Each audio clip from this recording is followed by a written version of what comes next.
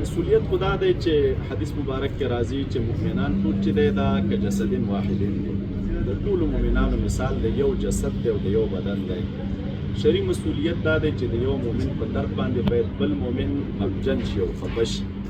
دا چې د نړۍ مسلمانانو بیا خاص کر د دغه هېواد د لوري چې دا بمبار وشو، د هغې علماو د دې غندنه نه ده کړې، نو دو مسؤلیت لري. رب العالمین ته هم مسؤلیت لري او مسلمانانو ولس ته هم مسؤلیت لري، او انشاءالله د قیامت په ورځ باندې به د رب العالمین په لور کې ولاړ وي او د دې به ترې پوښتنه کېږي.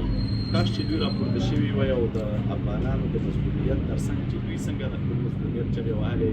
دوی هم د دوی دا مسؤلیت چې دی منعکس کړی وای او دنیا ته ښودلی وای. ډېر د افسوس ځای لا دا دی چې زموږ د پښتنو متل دی وایي پړ هم یم مړ هم یم. د ډېرو علماو د ادرسونو نه مو دا واورېدل او په ډېر داسې بد انداز کې چې دا بیا پسې لا ډېره خواشینونکې پېښه وه چې دا مظلومیت زموږ د شهداوو دنیا